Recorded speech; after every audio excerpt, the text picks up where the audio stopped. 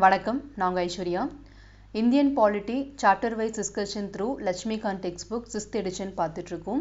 இன்றைக்கி 20th lesson நம்ம discuss பண்ண போகிறோம். மேக்கிங் ஆஃப் கான்ஸ்டியூஷன் அப்படின்றதில் பார்ட் 6 தான் இன்றைக்கி பார்க்க போகிறோம். என்ன டாபிக் பார்த்தீங்கன்னா எனாக்ட்மெண்ட் ஆஃப் தி கான்ஸ்டியூஷன் அப்படின்ற தலைப்பில். ஸோ தலைப்புக்குள்ளே போகிறதுக்கு முன்னாடி நம்மளுடைய இந்தியன் பாலிட்டியில் எனாக்ட்மெண்ட் ஆஃப் தி கான்ஸ்டியூஷன் அப்படின்ற டாபிக் எந்த பகுதியில் கொடுத்துருக்காங்க அப்படின்றத பார்த்துட்டு அதுக்கப்புறமா கண்டென்ட்குள்ளே போகலாம். ஸோ லட்சுமிகாந்த் டெக்ஸ்ட் புக்கை வந்து டோட்டலாக 11 சாப்டர்ஸை டிவைட் பண்ணியிருப்பாங்க. அதில் ஃபர்ஸ்ட் சாப்டர் பார்த்தீங்கன்னா கான்ஸ்டியூஷன் ஃப்ரேம் ஒர்க் அப்படின்றது. ஃபர்தராக அந்த சாப்டரை 11 பார்ட்ஸாக டிவைட் பண்ணியிருக்காங்க. அதில் first part historical background, second part வந்து மேக்கிங் ஆஃப் தி கான்ஸ்டியூஷன். அதில் ஃபர்ஸ்ட் பார்ட் இருக்கு இல்லையா, ஹிஸ்டாரிக்கல் பேக்ரவுண்ட் கம்ப்ளீட்டாக நம்ம பார்த்துருக்கோம். டோட்டலாக 16 வீடியோஸில் நான் டிஸ்கஸ் பண்ணியிருக்கேன். கம்பெனி ரூல்லேருந்து ஆரம்பித்து க்ரௌன் ரூல் வரைக்கும் கம்ப்ளீட் பண்ணியிருக்கோம். ரெகுலேட்டிங் ஆக்ட்லேருந்து ஆரம்பித்து இன்டரிம் கவர்மெண்ட் வரைக்கும். இதுக்கான எல்லா லிங்க்ஸுமே டிஸ்கிரிப்ஷன் பாக்ஸில் இருக்குது, நீங்கள் கிளியராக பார்த்துக்கோங்க.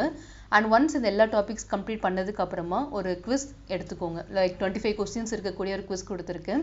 அதுக்கான டீட்டெயில் அனாலிசிஸுமே நான் ப்ரொவைட் பண்ணியிருக்கேன். ஸோ எப்போவுமே ஒரு தலைப்பு படித்ததுக்கப்புறமா நீங்கள் அனாலிசிஸ்குள்ளே போங்க.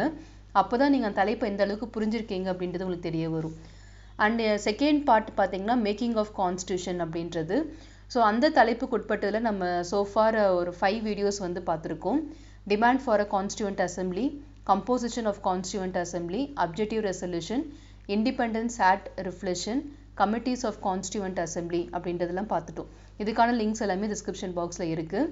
நீங்கள் தான் ஃபர்ஸ்ட் டைம் இந்த வீடியோ பகுதி, அதாவது பாலிட்டியில் ரிவ்யூ அப்படின்றது பார்க்குறீங்க அப்படின்னா நிச்சயமாக இந்த மேலே சொன்ன இந்த 5 வீடியோ இருக்கு இல்லையா, demand, composition, objective, independence act reflection and major committees, minor and drafting கமிட்டிஸ்லாம் இருக்கு இல்லையா, இவங்க எல்லாருமே படிச்சுட்டு அதுக்கப்புறமா தான் நீங்கள் எனாக்ட்மெண்ட் படிக்கணும். ஏன்னா அப்போ தான் உங்களுக்கு கண்டினியூஷன் கிடைக்கும். நீங்கள் எடுத்தோன்னே எனாக்ட்மெண்ட் படிச்சிங்கன்னா உங்களுக்கு புரியாது, உங்களுக்கு ஒரு கண்டினியூட்டி மிஸ் ஆயிடும். ஏன்னா இது எல்லாமே ஒரே சாப்டர் தான்.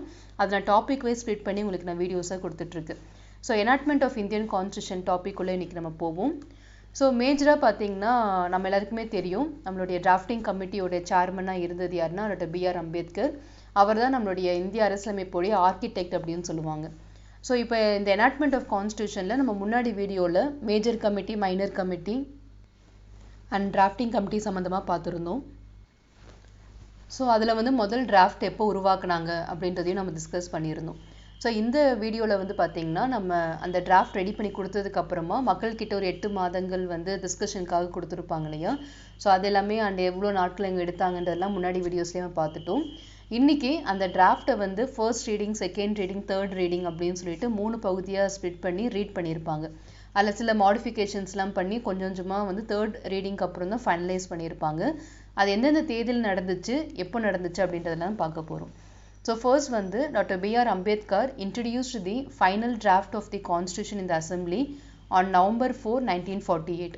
அந்த முதல்ல எல்லாமே டிராஃப்ட் பண்ணி முடிச்சு ஃபைனல் டிராஃப்டை மக்கள்கிட்ட கொடுத்து அதுக்கான ரிவ்யூஸ் அந்த கிரிட்டிசிசம்லாம் எடுத்ததுக்கு அப்புறமா அதை மறுபடியும் ரீமாடிஃபை பண்ணி November 4, 1948 அன்னைக்கு கொடுத்துட்டாங்க. அதுக்கப்புறமா அரசவை இருக்கு இல்லையா, அரசியலமைப்பு கான்ஸ்டியூஷன் அசம்பிளி இருக்காங்க இல்லையா, அவங்க வந்து first reading, second reading, third reading சொல்லிட்டு சாப்டர் வைஸ் சாப்டர் அவங்க வந்து ரிவ்யூ பண்ணிட்டு இருந்தாங்க. ஸோ அந்த ஃபர்ஸ்ட் ரீடிங் நடந்தது அந்த டைமில் தான். Assembly had a general discussion on it for 5 days, 5 நாட்கள் வந்து நடத்தியிருக்காங்க. டில் November 9, 1948 வரைக்கும் நடந்திருக்கு. ஸோ அம்பேத்கர் வந்து ஃபைனல் டிராஃப்டை ப்ரொடியூஸ் பண்ண உடனே பார்த்தீங்கன்னா ஃபர்ஸ்ட் ரீடிங் நடந்திருக்கு. November 4லேருந்து November 5, 1948 வரைக்கும் நடந்திருக்கு. அடுத்தது செகண்ட் ரீடிங் எப்போ நடந்திருக்குன்னு பார்க்கலாம். கிளாஸ் பை கிளாஸ் கன்சிடரேஷன், ஒவ்வொரு கிளாஸாக எடுத்து இண்டிவிஜுவலாக வந்து ரீட் பண்ணி அதுக்கான ப்ராஸ் அண்ட் கான்ஸ் எல்லாமே டிஸ்கஸ் பண்ணி தான் முடிவு கொண்டு வந்தாங்க. So second reading class by class consideration started on November 15, 1948 and ended on October 17, 1949. So ரொம்பவே லென்த்தியான ஒரு ரீடிங் செஷன் அது இருந்திருக்கு. ஸோ November 15 ஆரம்பித்து October 17, 1949 இந்த வெரி நெக்ஸ்ட் இயர் ஆல்மோஸ்ட் பார்த்தீங்கன்னா மோர் தென் 10 monthsக்கு மேலேயே அவங்க டிஸ்கஸ் பண்ணியிருக்காங்க. During this stage, as many as 7,653 amendments were proposed and 2,473 were actually discussed in the assembly அப்படின்னு சொல்லியிருக்காங்க. ஸோ எத்தனை திருத்தங்கள், இதெல்லாம் நீங்கள் மாற்றணும் அது மாற்றணும் அப்படின்னு சொல்லிட்டு திருத்தங்கள் சொல்லுவாங்க இல்லையா, அது ப்ரப்போஸ் பண்ணதே 7,653 அமெண்ட்மெண்ட்ஸ் திருத்தங்கள் வந்து சொல்லியிருக்காங்க. ஆனால் அதில் எவ்வளோ இவங்க டிஸ்கஸ் பண்ணியிருக்காங்கன்னு பார்த்தீங்கன்னா 2,473 தான் டிஸ்கஸ் பண்ணியிருக்காங்க. ஸோ ரொம்பவே லென்த்தியான ஒரு ரீடிங் செஷன் எதுன்னு கேட்டாங்கன்னா இதுவாக தான் இருக்கும். நவம்பர் 15, 1948 ஆரம்பித்து அக்டோபர் 17, 1949 வரைக்கும் டிஸ்கஸ் பண்ணியிருக்காங்க. அதுவும் கிளாஸ் பை கிளாஸ் வந்து கன்சிடர் பண்ணியிருக்காங்க. தேர்ட் ரீடிங் வந்து எப்போ நடந்துச்சுன்னு பார்ப்போம். The third reading of the draft started on November 14, 1949 and Ambedkar moved a motion the constitution as settled by the assembly be passed. அதாவது இதில் வந்து நம்மளுடைய கான்ஸ்டியூஷன் நம்ம பாஸ் பண்ணிடணும் அப்படின்ற மாதிரி ஒரு முடிவுக்கு வராங்க.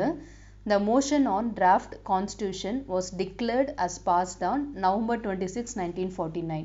ஸோ அதுதான் நம்ம வந்து இந்தியன் கான்ஸ்டியூஷன் டே அப்படின்னு சொல்லி செலிப்ரேட் பண்ணிட்டு இருக்கோம்.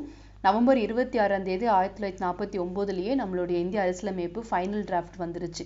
ஃபைனல் டிராஃப்ட் வந்து ரீடிங்ஸ்லாம் கம்ப்ளீட் பண்ணி இதுதான் நம்ம அடாப்ட் பண்ண போகிறோம் அப்படின்ற ஒரு ஃபைனல் வியூக்கு வந்துட்டாங்க.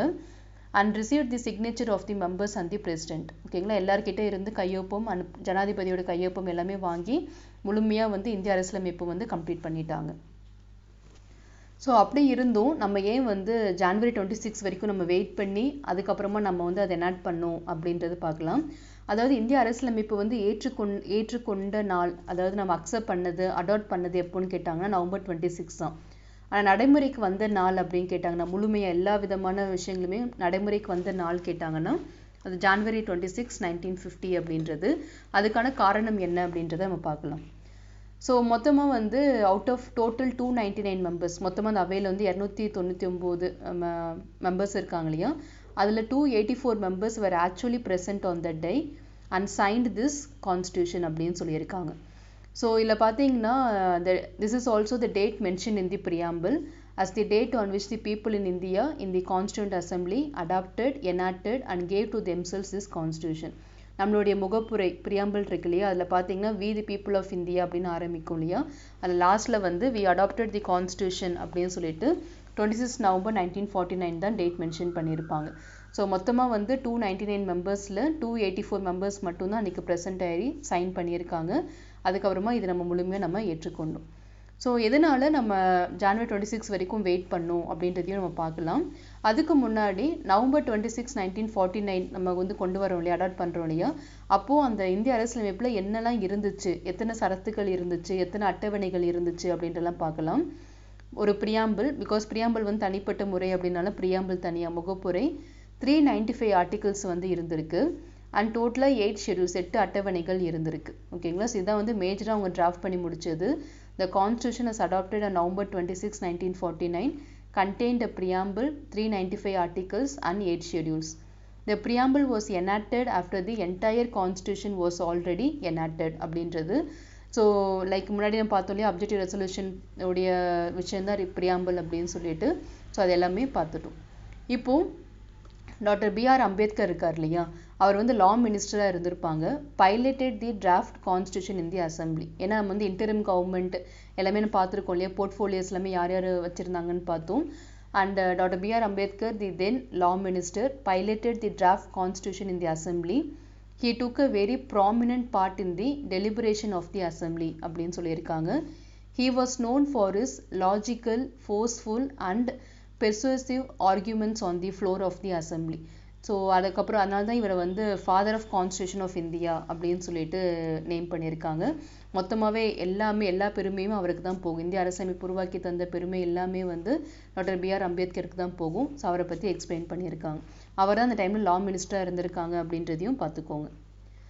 அண்ட் அடுத்து நம்ம பார்க்கக்கூடியது வந்து this brilliant writer, constitutional expert, undisputed leader of the scheduled caste and the chief architect of the Constitution of India is also known as modern Manu அப்படின்னு சொல்லியிருக்காங்க. ஸோ நமக்கு வந்து இப்போ மாடர்ன் மனு யாருன்னு கேட்டாலும் B.R. அம்பேத்கர் தான், சீஃப் ஆர்கிடெக்ட்னாலும் அவர் தான், and father of Indian constitution கேட்டாலும் அவர் தான். So enactment of Indian constitution ஃபுல்லாகவே நம்ம பார்த்துட்டோம். ஸோ நவம்பர் 26, 1949 அன்னைக்கு கொண்டு வந்த அன்னைக்கு அடாப்ட் பண்ண கான்ஸ்டியூஷனை எதனால நம்ம 2 மாதங்கள் வெயிட் பண்ணி ஜான் 26, 1950 அன்னைக்கு நம்ம நடைமுறைக்கு கொண்டு வந்தோம் அப்படின்ற விளக்கம் வந்து அடுத்த வீடியோ பதிவில் என்ஃபோர்ஸ்மெண்ட் ஆஃப் தி கான்ஸ்டியூஷன் அப்படின்ற தலைப்பில் வரும். அந்த பதிவில் நான் உங்களுக்கு ஷேர் பண்ணுறேன். ஸோ நம்ம chapter wise discussion Lakshmikanth text book பார்த்துட்ருக்கோம். ஸோ கண்டினியூஸாக பாருங்கள். உங்களுக்கு எந்த சந்தேகம் இருந்தாலும் நீங்கள் கமெண்ட் பாக்ஸில் தெரிவிக்கலாம். அதுக்கான விளக்கங்கள் நான் நிச்சயமாக உங்களுக்கு நான் ப்ரொவைட் பண்ணுறேன். உங்களுடைய லட்சியங்கள் வெற்றியடைய வாழ்த்துக்கள். படிப்போம், பகிர்வோம், வெற்றியடைவோம். Let's crack it. நன்றிகள்.